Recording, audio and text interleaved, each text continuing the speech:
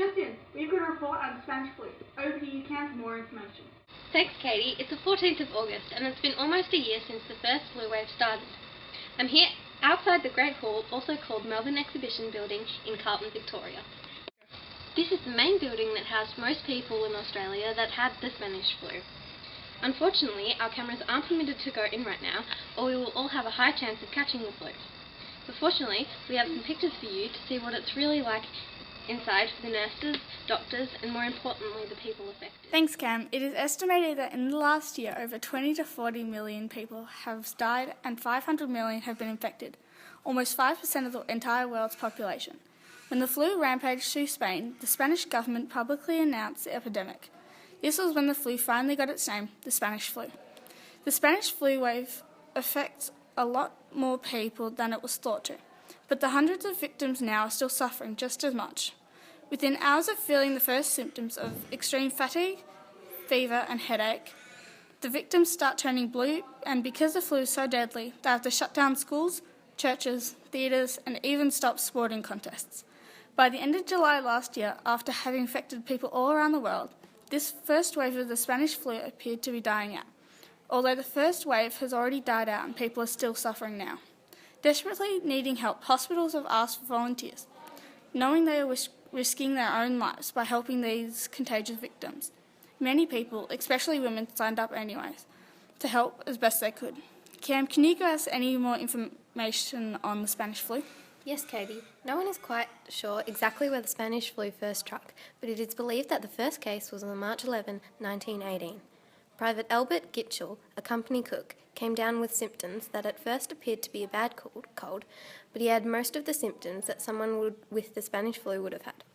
Some researchers have pointed to origins in China, while others have tracked it back to a small town in Kansas. When the flu rampaged through Spain, the Spanish government publicly announced the epidemic. Spain was the first country to be struck by the flu that was not involved in World War I. Since most people first heard about the flu from its attack on Spain, the new flu was named the Spanish flu. The Spanish flu then spread to Russia, India, China, and Africa. By the end of July 1918, after having infected people all around the world, the first wave of the Spanish flu appeared to be dying out. But since then, it has come back, and people are just as likely to be infected now. Over to you, Caitie.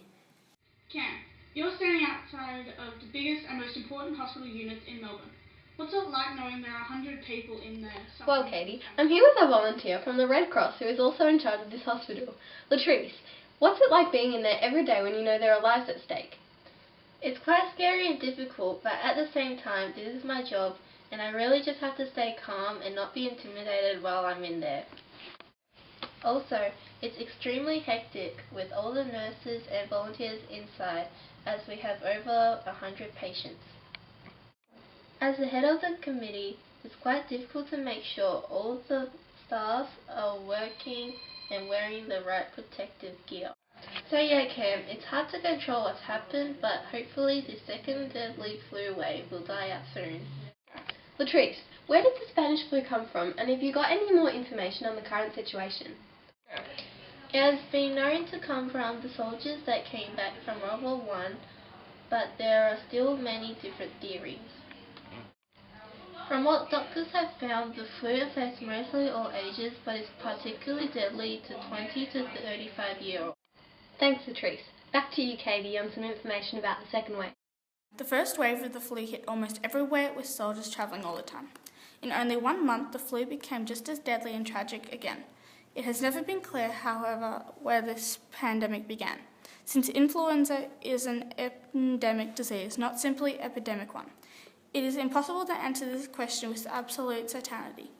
Most theories suggest that the most likely site of origin was Haskell Country, Kansas, in an isolated and sparsely populated country in the southwest corner of the state, in January 1918.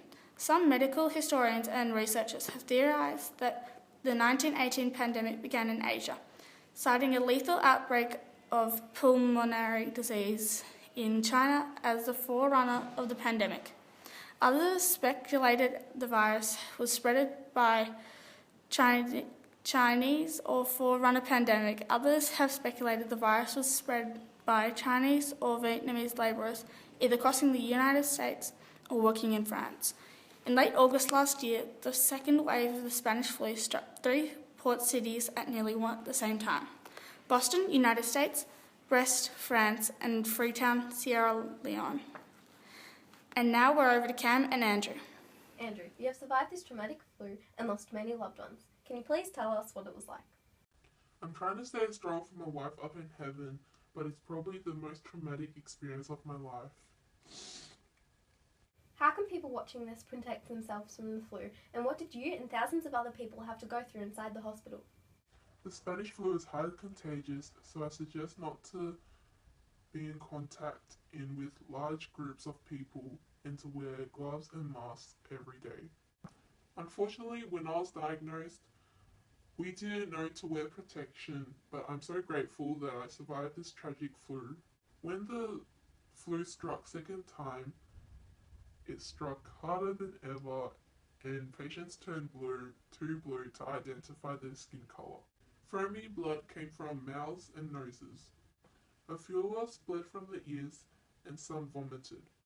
Some died a day or two after realizing they were sick. Thanks, Andrew, for talking with us today. You're a true inspiration. That's all for tonight. Tune in next week for another disastrous yet interesting story. Bye for now, and thanks for watching.